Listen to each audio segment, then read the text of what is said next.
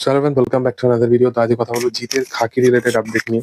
তো প্রথম যেটা আপডেট নিয়ে কথা বলবো সেটা হচ্ছে, তোমরা সকলেই জানো যে কপিল শর্মা শো আসতে চলেছে, এবং কপিল শর্মা শো এর যে অ্যানাউন্সমেন্টটা হয়েছে সেখানে কিন্তু তাদের যে আপকামিং গেস্ট লিস্ট আছে সেগুলো নিয়ে কিন্তু দেখানো হয়নি।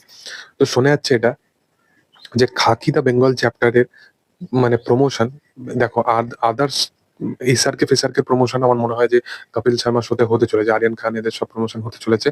এর সাথে সাথে খাকি দ্য বেঙ্গল চ্যাপ্টারেরও জিদ্দার এবং প্রসেনজিৎ চট্টোপাধ্যায় সে কিন্তু কপিল শর্মার শোতে কিন্তু যেতে পারে। সেটা তো অ্যাজ এ মানে প্রত্যেকজন একসাথে অ্যানাউন্সমেন্টটাকে প্রমোট করতে যাচ্ছে সেরকম কাইন্ড অফ হিসাবে যেতে পারে, আর না হলে তারা একসাথে হয়তো দুজন মিলে যেতে পারে। তো এটা কিন্তু একটা বড় আপডেট আপাতত শোনা যাচ্ছে। দেখার যেরকম কাইন্ড অফ হলে তো দারুণ একটা ব্যাপার হবেই, কারণ আমরা সকলেই আমাদের ছোটবেলার একটা নস্টালজিয়া বলতে পারো, মানে আমরা সকলেই আমাদের পছন্দের মানুষকে কিন্তু দেখতে চেয়েছি কপিল শর্মার শোতে, সেটা বিরাট কোহলি হোক বা সচিন তেন্ডুলকার হোক, যে কেউ হোক। তো বিরাট কোহলি নিজে গেছিল একবার।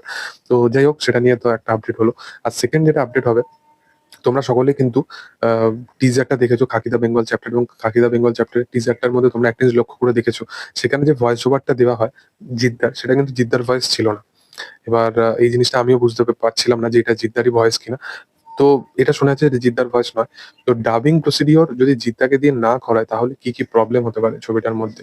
প্রথমত হচ্ছে, জিদ্দার হিন্দি কিন্তু খুব পরিষ্কার, মানে সে যখন চেঙ্গিসের ক্ষেত্রে মানুষের ক্ষেত্রে হিন্দি বলে সেগুলো কিন্তু খুব পরিষ্কার লেভেলে হিন্দি ছিল, সেটা তোমরা সকলেই জানো।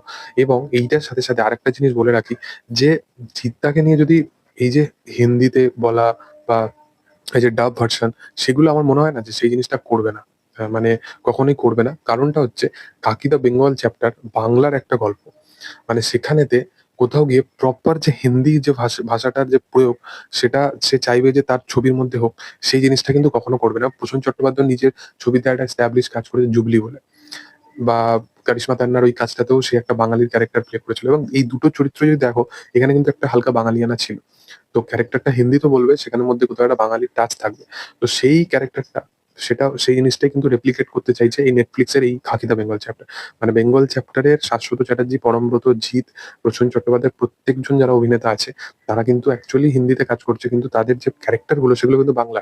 তো বেঙ্গল চ্যাপ্টারের উপর দেখানো হচ্ছে, তো সেই কারণবশত তাদের যে হিন্দিটা হবে সেগুলো কিন্তু কোথাও গিয়ে একটুখানি বাংলার টান থাকবে বা বাংলা ভাষার প্রয়োগ থাকবে। তো এই জিনিসটাকে মাথায় রেখে আমার মনে হয় যে নীরাজ পান্ডে জিনিসটাকে স্টাইলাইজ করবে। আমার মনে হয় না যে জিদ্দার ভয়েস বা শাশ্বত চ্যাটার্জির ভয়েস, এই প্রত্যেকটা অ্যাক্টারেরই ভয়েস কিন্তু অন্য অন্য দেওয়া হবে। তো এটা আমার মনে হয় না। তো আমার মনে হয় যে জিদ্দার বা প্রসেন চট্টোপাধ্যায় প্রপার ভয়েসই থাকবে। ডাবিং মানে তাদেরই হবে, আলাদাভাবে কোনো ডাব আমার মনে হয় না যে করা হয়েছে বলে। যাই হোক, আগামী দিনে কোনো আপডেট পেলে অবশ্যই তোমাদের সাথে শেয়ার করবো। ভিডিও ভালো লাগলে অবশ্যই লাইক, শেয়ার এন্ড সাবস্ক্রাইব করে দিও। Thank you all. বাই।